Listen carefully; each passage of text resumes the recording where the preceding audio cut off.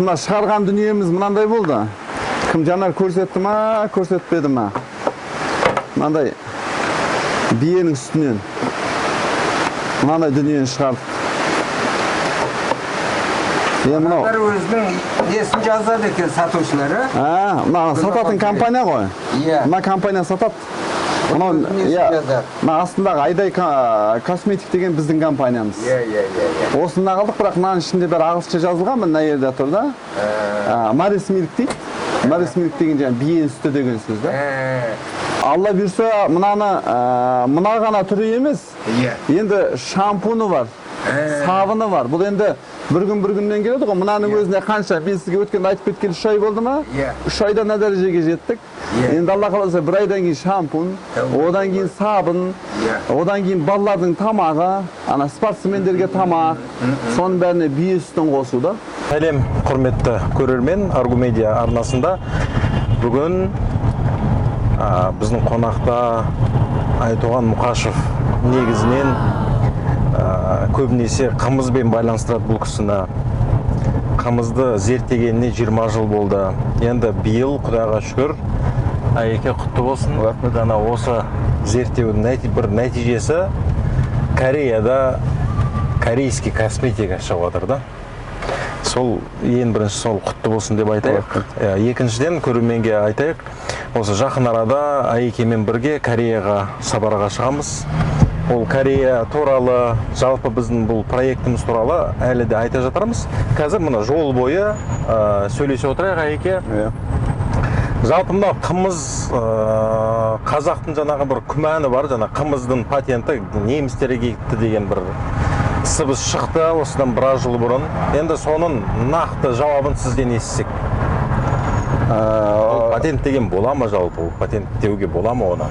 Рахмет Реке, білесіз ғой, әрбір сұрақ күмәннен туындайды да. Адамның өзгеге емес, өзіне күмәні болған кезде барып, өтірікке сене бастайды. Ол қандай? Егерде ғылымнан хабары бар адам болатын болса, егер ғылымнан хабары бар адам патент деген нәрсеге көз жеткізіп барып айтады, Мысалы, сол біреу патенттеп апты деген кісі жазса, мысалы, журналист. Яғни журналистің ғылымнан хабар жоқ деген сөз да. Біреуде патенті бар деген, ол өсекшілердің сөздері да. Егерде соны журналист нақты барып, мынау сізде патент бар ма? Сол патентіңізді көрсетесіз ба? Деп соны көріп, анықтап, нақтылап жазса, адам оған сенуге болады да. Әйтпесе қазір кім не жазбай жатыр? Ол сұрағанда қайдан шықты дейсің ғой? Мен 2001 жылдан бастап Германиядан оқыдым. 2005-ке дейін сол жақта оқыдым. Ғылыми жұмысымды жаздым. Ол жылқы шаруашылығының экологиялық және экономикалық тиімділігі деген тақырып болатын да. Экономикалық және экологиялық тиімділігі. Себебі Германияда әрбір ғылыми жұмыстың экологиялық тиімді жақтарына қатты көңіл бөледі да. Онда не жаздым? Салыстырма түрде экономика жағынан қайсы мемлекетте де жылқы малын ұстаса, ол экономикалық тиімді. Сиыр мен қоймен салыстырған. Тіпті біздің Қазақстанда да сондай да. Совет үкіметінің кезінде бұл анықталған, бірақ та жылқы ұстауға қазақтарға мүмкіндік бермеген, сол үшін бұның экономикасын қаратпаған. Өйткені түсінікті ғой, біздің ата-бабаларымыз жылқының үстінде жүргенде ешқашан ешкімге бағынбай кеткен. Сол орыстар қазақтарды бағындырудың бірден бір жолы осы жылқыны жоғалтты. Соның арқасында қазақты бағындырды, отырықшыл қылды, сөйтіп бағындырған болатын. Енді қазақтарға ондай мүмкіндікті олар ешқашан бермеуге тырысты Совет үкіметі кезінде. Мың жерден экономикалық тиімділік болса да, жылқы шаруашылығын дәріптеуге қарсы болды. Сосын экономикасын ешкімге жазғызбады. Себебі мен 97 жылы университет бітірсем, 99 жылы осы ғылыми тақырыбымды алған кезде сол таңғалған себебім. Қазақстанда қаншама жыл уақыт жылқы ұстап келіп, Қазақстанда қаншама ғылымның түрлері болғанда, жылқы шаруашылығы экономикалық тиімділігі деген тақырыптың жазылмағанына таңғалдым. Ол таңғалғандағы себебім ол жалғыз Қазақстанда емес, Совет үкіметі бойынша жаздыртпаған бұл тақырыпты да. Витаминдердің барлығы жазылған. Қанша витамині бар, қанша да витамині бар да, мен қызылмен белгілеп қойғам. Бұл витамин С-сы. Мына жерде биотин деген нәрсе бар. Одан кейін мына витамин Д-сы. Басқаларда жоқ Д витамин. Жылқының үстінде ғана бар. Сонда енді әрине мен бір жағынан мақтанышпен айтамын, осы жылқы шаруашылығын экономикалық деген тақырыпты алып, бірінші адам болып жазып қорғап шыққаныма. Керемет. Иә. Екінші бұл тақырып әрине Германия үшін өзекті болды. Олар маған бұған докторлық жұмыс ұсынды. Магистрлық жұмысқа барған едім ғой мен негізінен болашақпен. Бірақ докторлық жұмыс ұсынды да, сол докторлық жұмысты біз немістермен бірігіп жазып шықтық. Әрине бұл не нәрсе берді деген, бұның нәтижесі мен 11-ші жылы барған кезде көрдім. Себебі немістер ғылымды қорғап кеткен адаммен ешқашан байланыс үзбейді. Енді шет жағасын өзіңіз де білесіз, маған сол жақта қалып университетте жұмыс істеу мәселесін ұсынды. Бірақ та енді қанша дегенмен мен осы жылқы шаруашылығының болашағын көргеннен кейін және болашақ Қазақстанмен тығыз байланыста болады дегеннен кейін бір жағынан енді жаңағы ұлтшылдығымыз бар, ұлтжандылығымыз бар. Сонымен мен Қазақстан қайтып келгендіктен міне мына дайын тұрған дүние осыны шығарып әкетсе Қазақстан қандай бай болады деп.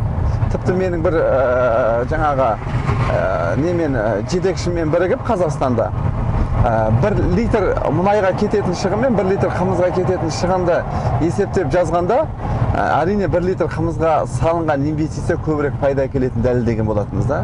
Қазақстанның болашағы мұнайда емес, Қазақстанның болашағы ауыл шаруашылығына деген мақалалар шыққан болатын. Енді біраз адамдар оны оқыды, біледі, естерінде бар шығар.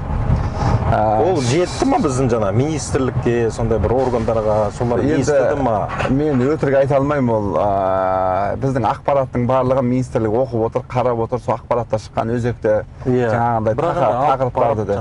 Соларға енді барлығы жетті ғой, бірақ та шын айтқанда біздің министрлердің ешқайсысында ауыл шаруашылығының дамуына, басқасына біз үлес қосайық деген жоқ. Өздерінің айналдырған бір 6 жобаларын іске асырып, өз шаруашылықтарының төңірегінде ғана жұмыс жасау, ол жасырын емес. Барлық министрдің де қазіргі шаруалары сол. Ал енді жаңағы жылқыға келетін болсақ, 10 жылдан кейін немістер мені қайтадан шақырды. Не үшін шақырды? Осы 10 жыл бұрын сен осы тақырыпты бастағансың, 10 жылдағы нәтижесін көрейік деген дейді.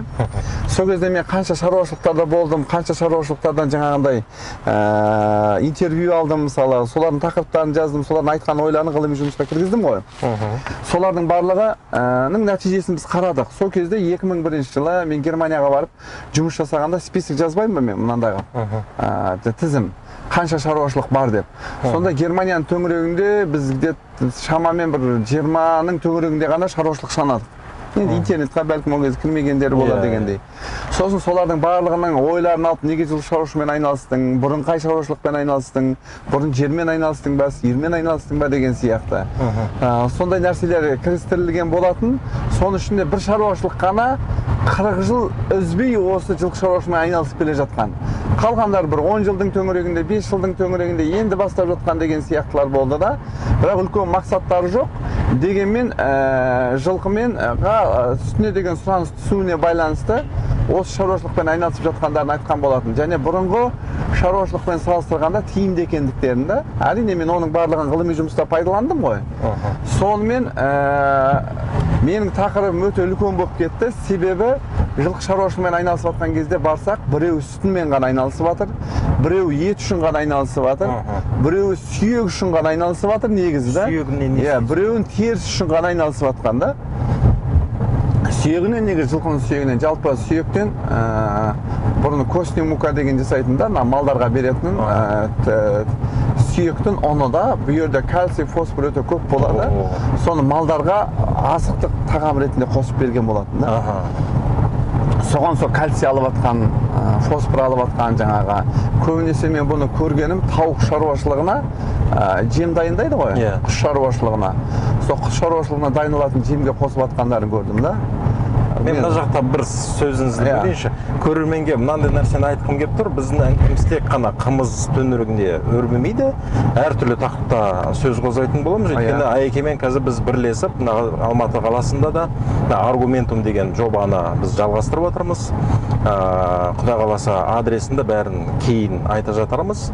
Негізі Мамыр шағын ауданында орналасқан. Сондықтан да мынандай бір біз ескертпе жасаймын деп сол үшін айтып отырмын. Мына жақта Айеке Германияда бір кісі жаңа жылқы шаруашылығымен айналысып жатқан. Цольман. Цольман, иә. Оның бірақ несі бар екен? Бір тарихшасы бар екен да.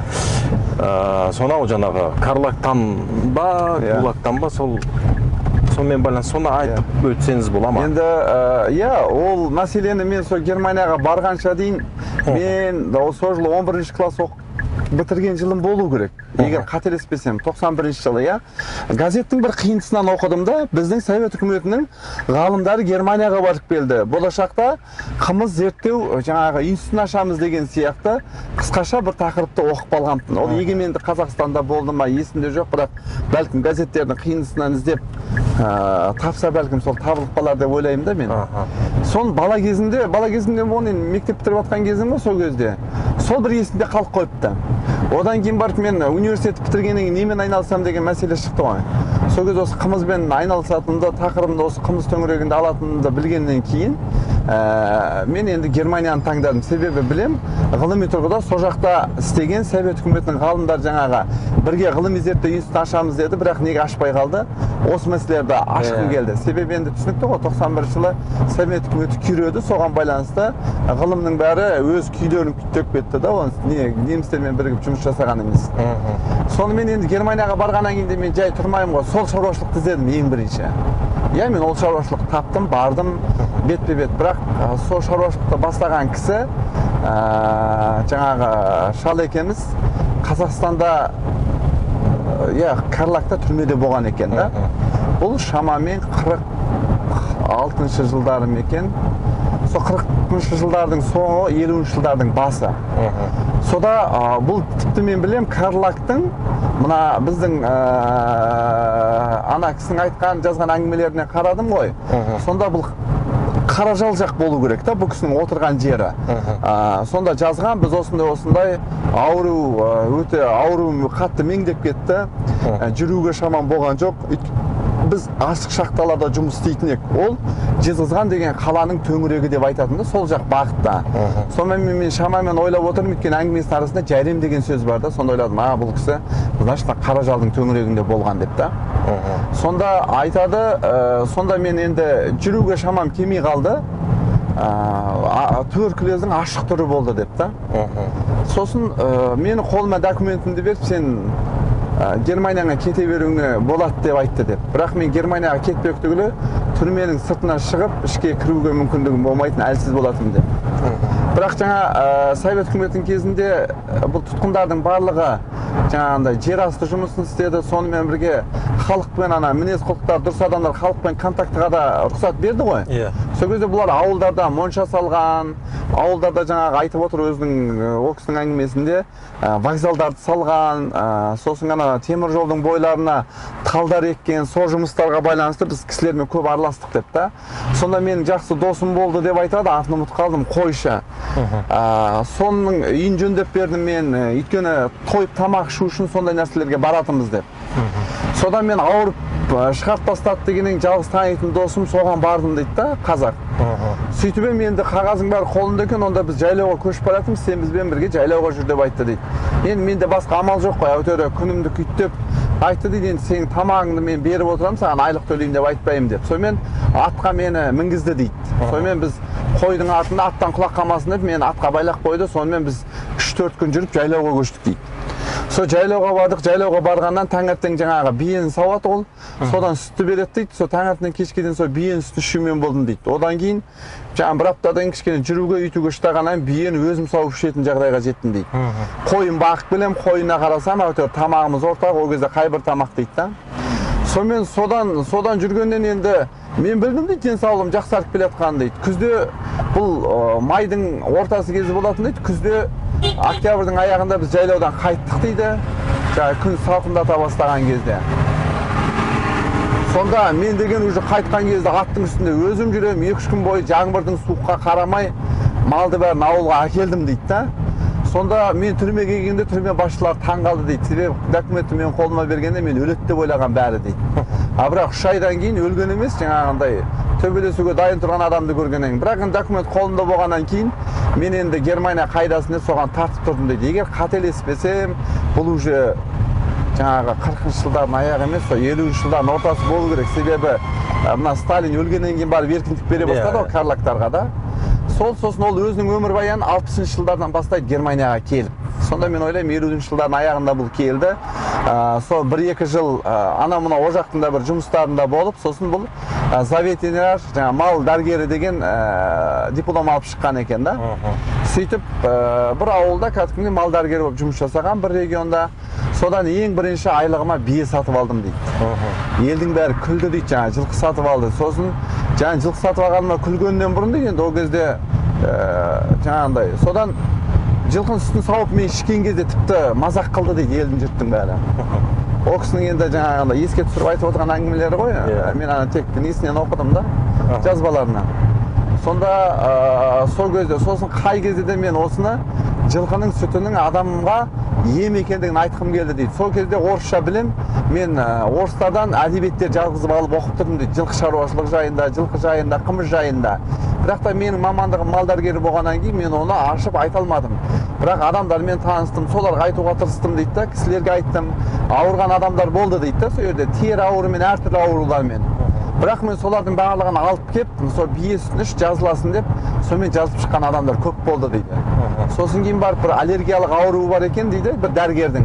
Сосын айттым деген сен басқадай нәрсең жоқ қой, давай маған кел, мен саған сүтті тегін берем, сүт ішсең аллергияңнан жазыласың деп. Содан ол адам өзінен анализ алып жүріп, шынымен қарады, аллергиялық ауруынан жазылып шықты дейді. Сосын кейін барып сол адам ғана бастап мақала жаза бастады дейді, бие сүтінің анау-мынау нәрселері жайында да тиімділігі. Сонымен сол медиктің арқасында дейді, біз 90-шы жылы Совет үкіметіне шақыру жібердік. Қымызбен айналысатын адамдар Германияға келсе, біз осы жобаны қолға аламыз деп. Тек 91-ші жылы ғана біраз адамдар келді дейді Совет үкіметінің құрамында. Тек менің есімде қалған Абай деген кісі еді, менің есімде қалғаны. Және мен барып оның бала шағаларымен сөйлескен кезде айтты да, осындай Кенже, мен фамилиясын ұмытып қалдым, ол кісінің К-дан басталады фамилиясы, аты Абай деген кісі. Сосын айтты да, осындай кісі бар, сен Қазақстанға барғанда сол кісіні бізге тауып бересің ба деп. Жарайды, жақсы деп мен ол кісінің аты жөнін жазып әкеттім. Қазақстанға келдім, іздеп көрдім, медик дегеннен кейін. Сөйтсем ол кісі осында ішкі аурулар деген бар, кафедрасының меңгерушісі екен. Қазақ, орыс, казахский медакадемия бар ма институт, соның бөлімшесі мына Академгородокта отырады екен. Мен содан іздеп тауып алдым ғой. Сол жерде завкафедра болып отыр екен, жаңа Абай деген ағамыз. Сол кісіге кеп ана кісілердің сәлемдемесін жеткізіп, ол кісі қуанды. Жақсы, есімде, бірақ ол 91 деген қазір қай жыл? Ол кезде уже мен 2011, арада 30 жыл уақыт өтіп кеткен да. 2011 жылы ғана сол күні. Содан ол кісі айтты да, ойбай, мен осы жақында жаңа үлкен гастроэнтерология дейді ғой, енді ішкі ағза ауруларының несі. Соған үлкен бір конгресс жасап жатырмын. Соған қонақ болып келіп, қымыз жайында әңгіме айтып берсе деп ше. Содан мен ол кісілерді шақырдым, ол кісілер қуана қарсы алды. Сөйтіп сол конгресске келді 11-ші жылы. Жаңағы Цольман. Енді Цольман деген негізі бұл күйеу баласы. Келген. Келген. Ана кісі ол ертерек қайтыс болып кеткен. Мен 2001 жылы бардым, мен барғанда 4 жыл болды деді ол кісінің қайтыс болып кеткеніне. Яғни ол кісі 97 жылдары қайтыс болған. Көз тірісін көрген жоқ. Жоқ, мен оны көз тірісін көрген жоқпын. Ол кісінің аты жөні кішкене бөлек, мен сосын айтамын. Цольман деген соның күйеу баласы. Содан мен сол шаруашылықта жұмысымды бастадым ғой енді. Тағы да басқа шаруашылықтарға бардық деген сияқты. Сонымен жаңа айтайын деген 2011 жылы біз жаңа немістердің шақыруымен барып қараған кезде жаңағы 2001 жылы жұмысты бастаған кезде 18-19 ғана шаруашылық болатын болса, мен 2011 жылы барғанда Германия бойынша жылқымен айналысып жатқан шаруашылықтың саны 200-ден асып кеткен. Қалай дейсіз? Өйткені ол жерде ғылыми жұмыс жазылса болды, адамдардың барлығы сол ғылыми жұмысты негізге ала отырып, жаңа бағыт бағдарларын өзгертеді. Қаншама сиыр бағып отырған, қаншама шошқа бағып отырған, қаншама тауық бағып отырған фермерлердің көбі жылқы шаруашылығына фермерлер жаңағы ғылыми несіне қарайды екен да, сонда. Міндетті түрде ол институттармен бүкіл фермерлердің қарым-қатынастары жақсы болады. Университет шыққан жаңалықтарын, жазған нәрселерін барлығын соған айтып отырады. Сонымен фермерлер сол жақтан жаңалық алып отырады. Ол жақта ғылыми жұмыссыз ешкім алға жұмыс жасамайды, ешқандай фермер. Енді бізбен салыстырайықшы, Қазақстанда бұл қалай, бұл үрдіс бар ма? Енді жоқ. Меніңше бізде фермер десе ол ғылымнан алшақ деген бір. Жалғыз фермер ауыл шаруашылығы емес. Біздің Қазақстанның қазір ақсап отырған жері ғылым мен өндіріс екі жаққа қарап дамып отыр да. Ғылым өзінше бір тақырыптарды алып алды. Мен ғалымдар жаман деп айтпаймын, бәлкім олардың алған тақырыптары жақсы шығар, тиімді шығар да. Бірақ та олар оны дұрыс насихаттай алмағандығының себебінде олар ешқайсы өндіріске кіріп жатқан жоқ. Осы біз егемендік алғалы қанша 27 жыл болды дейміз ба, 28 жыл болды, иә. 28 жылдан бері айтыңызшы, осындай бір Қазақстанда жаңалық ашылып, сол осындай өндіріске енгізілді деп. Жоқ қой ол бізде. Яғни біздің өндірісіміз өзінше дамып жатыр, ғылымымыз өзінше дамып жатыр да. Біздің үлкен проблемамыз осы жерде. Ғылыми жаңалықтың ешқайсысы өндіріске кірмеуіне байланысты. Ал енді көрерменге мынандай нәрсені айтқым келіп тұр. Қазір негізі былай тренд дейміз ғой, мысалы. Иә. Алоэны ішіп жазылғандар бар, тағы да басқасы, мысалы, басқа не бар, мысалы, жазылатын? Әртүрлі шөп, өсімдік деген сияқты. Бірақ қазаққа ең тиімдісі, ең жағатыны бұл қымыз екен. Өйткені генінде бар, иә, онда. Ол туралы сәл ашып берсеңіз бола ма бұл мәселе? Енді біз ата-бабамыз қымыз ішіп келгеннен кейін біз қымызды ішетін болсақ, мысалы мына асқазанда фермент деген дүние бар. Фермент деген нәрсе бұл біздің ішкен тамағымызды ыдырататын элемент қой, фермент деген. Сонда біздің асқазанымызда мысалы өзіміз танитын тағам ішетін болсақ, оны тез-тез ыдыратып жібереді. А қазір неге біздің екінің бірі аллергия, екінің бірі астма, екінің бірі сахарный диабет? Өйткені себебі біз өзіміздің асқазанын танымайтын тамақтарды іше бастадық. Біздің ол асқазанымыз ол тамақтарды танымағаннан кейін ол қорытылмайды, асқазаннан шекке кетеді. Шектің ішінде ол тамақтар ары қарай жүрмегеннен кейін бір күн, жарты күн түнеп қалады. Соған байланысты интоксикация басталады да. Бұл тек қана жаңа зиянды заттарды айтып жатқан жоқсыз ғой. Банан, ананас. Бәрі. Біздің организм, біздің әке-шешеміз, ата-бабамыз жемеген дүниені біз жеген күні организм одан кәдімгідей шок алады, оны танымайды, оны қалай ыдырату керек, ода не витамин бар екен да. Оны ыдырату үшін, оны жаңағыдай жасау үшін организм өзінен фермент бөле бастайды. Бірақ бұл фермент бөлгенше дейін біздің қаншама иммунитетіміз түсіп кетеді да. Соған байланысты енді шын айтқан кезде біздің ата-бабамыз жемеген, әке-шешеміз жемеген дүниеге жоламай қойғанымыз дұрыс та, ол бізге ешқандай пайда бермейді. Біздің ата-бабамыз ішіп жеген дүние не? Бұл қымыз, ет, айран деген дүние. Осыларды біз күнделікті пайдаланатын болсақ, біздің организм ешқандай мәселесіз қорыта береді. Бірақ Айеке, осы соңғы кезде еттің зияны туралы көп айтыла бастады. Енді шын айтқан кезде еттің зияны, қазаққа еттің көп зияны жоқ. Неге дейсіз? Өйткені сол еттің ферменттері бізде бар да, қайсы қой болсын, сиыр, ешкі болсын, жылқы болсын, біз оны жеп, асқазанымыз қорытып кете береді. Ал енді басқа мемлекеттерге еттің зияны бар шығар, себебі олар көбінесе көкөніс жеп өскен, тағы да жеміс-жидек жеп өскендерге да еттің ферменті қиын. Ал енді еттің қазір біздерде бір зиян болып жатқан жері, біздің базардан сатып алып жатқан еттеріміздің көбі қолда бордақыланған малдардың еті да. Қолда бордақыланған малдардың еттеріне әртүрлі витаминдер егілетін малға, сосын тамақтарына әртүрлі химиялық қоспалар қосады. Осы әрине асқазанымызға барғаннан кейін кері реакциялар береді да. Сондықтан енді біз табиғи жайылымнан айырылмай, табиғи малды ішіп жеуге тырысуымыз керек, оның бізге бір тиын да зияны жоқ. Түсінікті. Ал енді мынау қымызбен емделді дегенде, қымызды былай іше берген дұрыс па, немесе оның да бір мөлшері, мезгілдері бар ма? Міндетті түрде, енді емделу деген нәрсе не? Адам өзіне бір уақыт көңіл бөлу деген сөз. Ол біз күнделікті қымыз іше берсек, оның белгілі бір зияны жоқ негізінен. Ал бірақ та оны уақытқа қойып ішетін болсақ, мысалы сіз больницада жатасыз, сізге таңертең 8-де дәрі береді, түсте 12-де дәрі береді, кешке 6-да дәрі береді депті. Неге? Организмді сол уақытқа үйрету, жаңа фермент бөлінеді ғой, мысалы дәріге деген да. Ол біледі, организм сағат 8-де осындай дәрі келеді, осындай витамин керек, мен оны былай ыдыратуым керек деген сияқты. Бізде емделеміз дейтін болатын болсақ, бұрыннан күнделікті қымыз жүрмеген адамдар бар ғой.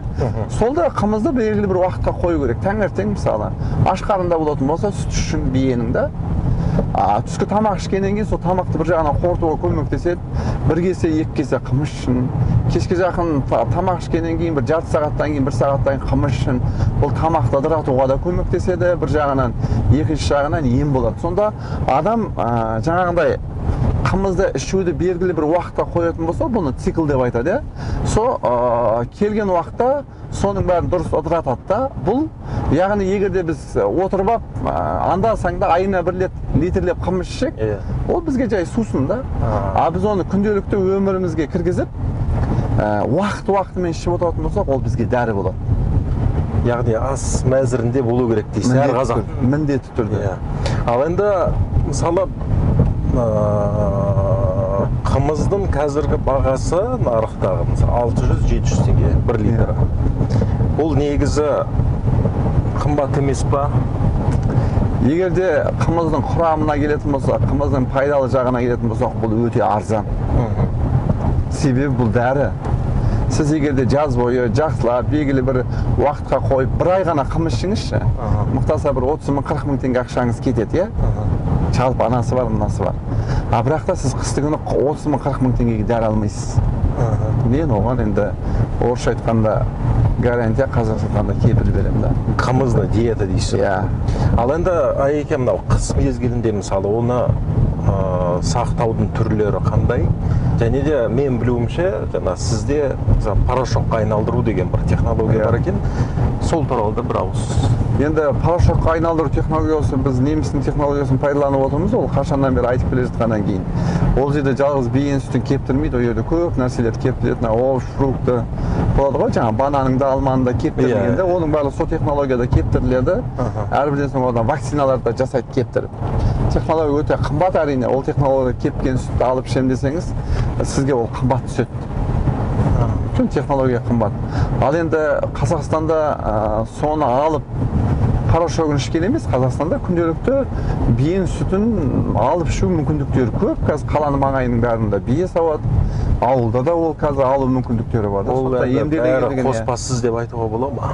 Енді өзінің жылқының сауған жеріне барып соның басынан ішетін болса, ол оны өз көзімен көреді, оның ешқандай қоспасы болмайды. Айеке, сіздің көзқарасыңыз бойынша Қазақстанда ең дәмді, ең күшті қымыз қай жақтікі? Егерде қымыздың құрамын салыстыратын болсақ, енді витамин жағынан әрине көбірек бұл арқаның жаңағы шөбі көп құрғақтау жерінікі да. Одан кейін Семей, Өскемен жақтар, Алматы төңірегі де жаман емес мысалы да. Бірақ та мынандай нәрсені түсіну керек адам. Бала кезінде сен қандай қымыз іштің, саған одан артық қымыз жоқ та. Сен Алматы облысының қымыз ішкен болсан бала кезінде, саған Алматының қымыз тәтті болады да. Бала кезінде арқаның қымыз ішсең, саған арқа. Өйткені адам қандай дәмді өзіне алды, сол дәм тәтті болып есептелінеді да. Сондықтан енді ал күші жағына басқа нәрселер келетін болса, ол Алматыда тұрып қымыз мықты болуы мүмкін да, оның жеген шөбі жақсы болса жылқының. Қарағандыда тұрып қымыз нашар болуы мүмкін да, ол қолда тұрып белгілі бір 2-3 шөптің түрін жесе да. Бірақ сонда да Жаңарқан қымызы деген бір бренд. Енді ол марка бар, себебі Жаңарқан жылқысының барлығы жайылымдағы жылқы. Және де ол арқаның ең шұрайлы шөптерінің, оның үстінде мына жусаны бар, тағы да әлді шөптер бар өзі да, шөпте өсетін, жылқының ең сүйіп жейтін. Сол шөптердің көп болу мөлшеріне байланысты қымыз әрине жақсы. Одан кейін Жаңарқаның қымыз неге мақтауға болады? Өйткені себебі Жаңарқада қымыз жасау мәдениет сақталған. Осы сияқты бір мәдениет сақталған Саржазба, қателеспесем, Семейдің. Сол жерде да осындай бір ауылда мәдениет сақталып қалғанда қымыз жасаудың. Ол ауылдың қымыздары жақсы болады, тәтті болады да. Көп Қазақстанда жалпы 90% қымыз жасау мәдениетін жоғалтып алған. Қазір жасалынып отырған қымыздың 90%-ы ашымаған қымыз, шикі қымыздар. Сол үшін біреудің іші ауырады, біреудің жаңа асқазаны ауырады, біреудің тағы да басқа жері деген сияқты. Егерде қымыз таза піскен қымыз болатын болса, оның ешқандай денсаулыққа зияны жоқ та. Ал жаңа шикі әлі піспеген, дайын болмаған қымыз ішкеннен кейін адамдарда көп аурулар болады. Неге? Өйткені ашымаған қымыздың қышқылдағы көтеріліп кетеді. Қышқыл ол асқазандағы қышқыл ортасын бұзады да, сосын кейін басталады шектегі жаңа жүру басқа деген дейді. Бұл өзі қымызда қышқылдық пен ащылық деген екі түрлі параметр бар да. Біреу кислос, біреу горкис деген да. Осы нәрсені дұрыс пайдаланбаса, ашыған қымызда ащылық болады, оны түсіруге болады. Ашымаған қымызда қышқылдық болады, қышқылды түсіру мүмкін емес та. Осындай. Қымбатты көрермен, жалғасын табар. Бізбен бірге болыңыз.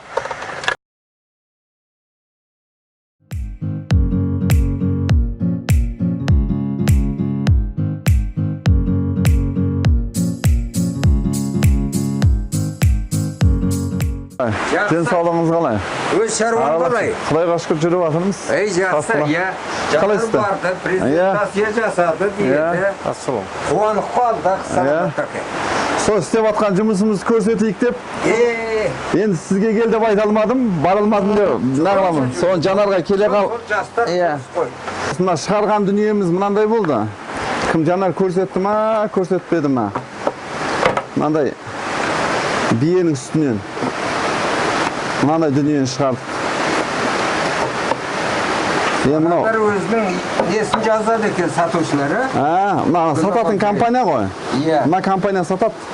Мынау мына астындағы Айдай косметик деген біздің компаниямыз. Иә. Осында қалдық, бірақ мынаның ішінде бәрі ағылшынша жазылған, мына жерде тұр да. Марис Милк дейді. Марис Милк деген жаңағы бие сүті деген сөз да. Алла бұйырса, мына ғана түрі емес. Енді шампуны бар, сабыны бар. Бұл енді бір күннен келеді ғой. Мынаның өзіне қанша? Мен сізге өткенде айтып кеткелі 3 ай болды ма? 3 айда мына дәрежеге жеттік.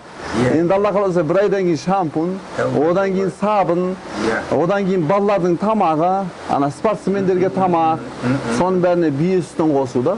Таудың етегінде жерім бар, ұзақ жақтан. Соған қояйын деп отырмын. 4 гектар жоспарладым. Кішкене ғана өзен ағып жатқан, соны шет-шетіне реттеп, мына суды сол жерге толтырып алуда. Сосын кейін артық су ағып кете береді. Мына жерге жылқы қора саламын да, бір 15-20 бие тұрып сауатын. Мына бір этажында. Мына биік қып салам, бұнда ағаштан салайын деп отырмын. Осы маңайдың ағаштарын алып та. Мына 2 этажды қылам, бұл жерде жаңағы адамдар келіп саумалын ішеді. Сосын кейін саумалдан қалған сүтті қымызға жіберем. Қымыз ашытылады, порошогын жасайды, сосын таблеткасын шығарамын. Алла бұйырса аспабын алып келдім таблетканы. Енді осы бір айдың төңірегінде таблеткасын шығарамыз. Ой, керемет. Сонымен ошым сіздердің жаңа нәрселеріңізбен, қазақша айтқан дұғаларыңызбен бастап кетіп жатырмыз. Осы жерде енді не бар? Жаңа ғылыми мәселесінде ше? Ғылыми жұмыс мәселесінде. Кісілер сұрайды, 1000 теңге, 1500 теңге биеге қымбат емес па деп ше? Жаңа мен айтам, егер де бұны дәрі ретінде қарасаң ең арзан. Ең арзан.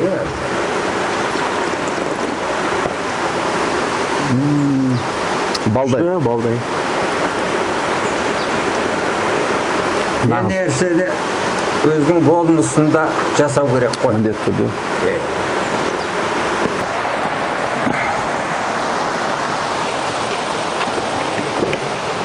Асығып барасың ғой енді. Ана, балаға білмеймін, о да сен құсап әшейін бүйтіп жүрген адам. Өттей уақыттан қапшы жүреді. Ал әйке, қымыз іштік. Балдай қымыз өте керемет екен мына жақтың қымызы. Бұл қымызды мысалы бөтелкеге құйып сатуға не кедергі сонда? Бұл қазір былайша айтқан кезде ашып дайын болған қымыз да. Бұны бөтелкеге құю үшін бұның бойындағы газды жоғалту керек. Себебі газ болатын болса, ол ертең таситын былайша айтқанда ашу процесін тоқтату керек қой, болды аяғына жеткізу керек. Мынау қазір енді ғана ашып жатқан жаңағы қымыз бар ғой. Қазір қойып қойсаңыз бір бөтелкеге құйып, жарты сағаттан бөтелкені өтіп тастайды. Яғни ашу жүріп жатыр деген сөз да. Сосын бұл жуас қымыз болып есептелінеді да, кішкене саумал қосып сөйтіп бере береді, тәтті, жұмсақ, елге солонайды. Ал енді бұны бөтелкеге құю, сақтау деген нәрсе осы құрамындағы көмір қышқыл газын толық шығарып тастау керек та. Ол технология? Ол технология. Ол енді жаңағы білген, меңгерген адамдар соны толық шығарып тастайды да, белгілі бір мөлшерде ғана қалдырады. Мысалы, қазір мынаның несіндегі тұрған қымыздың паш деп айтамыз да, қымыздың жаңағы қысымы 2-3 паскаль. Ана жаңа қымыздың бойындағы ше, ол мына біздің дөңгелегімізге берілеміз ғой 2. Сондай шамада. Бұл қатты ашқанда 4-ке дейін жетеді, шыныдысы жарып жібереді. Немесе мына бөтелкесін қақпағын атып жібереді да. Оның күші сол 4 атмосфераға дейін барады да қымыздың. Қазір сол 1-2-нің төңірегінде. Енді осы газды шығарып тастайтын болса, көмір қышқыл газын. Оны 0,1, 0,5-ке дейін қалдыра берсе болады. Соның арқасында қымыз 1 жыл болсын, 2 жыл болсын сақтап тұра береді. Мына кісінің қымызы 1200 теңге. Күніне 200 литр қымыз шығарады. Бұл кісі күнде жетпейді.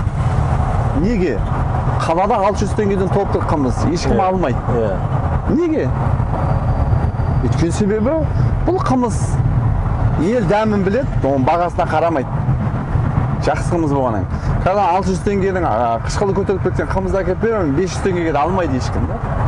Неге алмайды? Адам оның бағасына қарамайды, адам оның сапасына қарайды. Сапасына көз жеткеннен кейін ол қанша сұрасаң да береді. Сондықтан да қымыздың қазіргі 1000-1200 теңге деген баға мына ішем емделем деген адамға ол баға емес, дәрі одан да қымбат. Дәрі сені еще дәрі ретінде қолданса. Дәрі ретінде, иә. Ал енді күнделікті сусын ретінде жаңағыда оны ойбай 1000 теңге дейсіз. Бірақ та 1000 теңге егер дұрыс ішсеңіз сізге 5 күнге жетеді. Сонда яғни күніне 200 теңге қиналмай қойсаңыз болады. Себебі сіз 1 литр су аласыз, ешқандай пайдасы жоқ. Иә? Ол да 200 теңгеден кем емес, 250-300 теңге тұруы мүмкін да. Бірақ күнделікті сізге толық витамин беретін қымызды неге алмасқа да? Мысалы, адамның бойына күнделікті 40 микроэлемент керек болатын болса, қымызда ғана бар, керек емес сен басқа бір витамин дәрілер алудың да. Күнделікті жетпеген микроэлементіңді аласың. Одан кейін мынандай нәрсе. Егер де сіз химиялық нені алсаңыз, химиялық дәріні алсаңыз, ода С витамині болатын болса, сіздің денеңізде С витамин жеткілікті болса, анау артық мөлшердегі витамин болып кетеді да. Өйткені ол химиялық жолда алынған витамин болғаннан ол оның артықтығын көрсетеді. Ал егер биологиялық, мынау мысалы С витамин сізге жеткілікті мөлшерде береді да, артық нәрсесі өз организмнен шығып кетеді. Басқалар сияқты отырып қалып, мысалы витаминін көтеріп жібермейді. Ол енді бір витаминнің қалыпты болуы, одан асып кетуде зияны бар ғой. Мынау еке білетіні бар, білмейтіні бар. Мысалы қымыз алдық дейік үйге, қойып қойдық. Сақтау мерзімі қанша? Және ол мерзімнен кейін мысалы оның жаңа құрамындағы спирт көтеріле ме? Және ол көтерілгеннен кейін оны ішуге жалпы мысалы мынау халал деп ажыратып жатқан адамдарға негізі ішуге бола ма? Негізі қымыздың халал харам мәселесіне келетін болса, халал мен харам не нәрсені айтады? Адамның денсаулығына зиян нәрсенің бәрі харам. Артық ішкен тамақ та харам. Солай ма? Ал енді қымызға келетін болсақ, бұл биологиялық спирт. Биологиялық спирт ол сүт өнімдерінің бәрінде бар. Ол адамның да сүтінде бар. Неге? Аллах тағала солай жасаған ғой, ол спирттің түрі белгілі бір нәрселердің сондай сақтау мөлшерін көбейту үшін. Көбінесе бізде де дәрі-дәрмекте спирт не үшін пайдаланады? Сол сақтау мерзімін көбейту үшін да, немесе тазалық ұстау үшін. А сүтке апарып ешкім спирт қосқан жоқ. Сосын спирттің екі түрі болады. Ол химиялық жолда алынған спирт, биологиялық спирт дейді. Биологиялық спирт деген оның біз денсаулығымызға еш зияны жоқ. А химиялық спирт, ол бізге зиянды. Себебі ол химияның аты химия, денсаулықты құртады. Сондықтан ол қаншалықты тұрда спирт мөлшері көтерілді дегенде ол негізінен спирт мөлшері көтерілмейді. Спирт мөлшері бұл қымыздың ашығанда да ең керемет көтерілгенде 1%-ға дейін жетеді, ол қанттың мөлшеріне байланысты да. Ал енді ащы дейтін ол спирттің ашылығынан емес, ол ашылық қышқылдық көтеріліп кеткен да. Қышқылдық ашымағаннан кейін сүт қышқылы көтеріліп кетеді. Егер үйге әкеліп қымызды қойып қойдыңыз, бүгінгіден ертең ащы, ертең бүрсігін ащы болатын болса, яғни ол әлі піспеген шикі қымыз, оны қышқылы көтеріліп жатыр деген сөз да. Ал егер таза піспеген қымыз болатын болса, дайын қымыз да, ол 1 ай қоясыз ба, 5 ай қоясыз, ол тұра береді, ол білінбейді, оны сапырып іше бересіз да. Қышқылы көтеріліп жатса, оны тоқтатудың бір жолы бар ма? Яғни ол ашымаған қымыз, оны қайтадан ашыту керек та. Бірақ енді шын айтқанда қышқылы көтеріліп кеткен, оны түсіру білмеймін, оны көрген жоқпын, оны тек жаңағы сүт қосу арқылы қышқыл құрамын төмендетуге болады. Бірақ та енді оны кім қалай пайдалана алады, іше алады, екінің біріне сөйту керек деп тіке айтуға болмайды да. Бірақ мысалы маған сіз ашып кеткен қымыз алып келсеңіз, мен оны қалпына қалдырып жасай аламын. Оны екінің бірі істей алмайды да.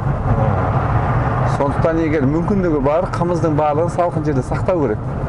Салқын жерде тұрғаннан кейін ол қышқыл мөлшерде көтерілмейді да. А оны біресе жылыға шығарып, біресе салқынға қойса, әрине қышқыл көтеріліп кетеді да. Сондықтан енді қымыздың сақтауы біртүрлі, басқа тағамдарды сақтау сияқты, бұны салқын жерде сақтаған абзал.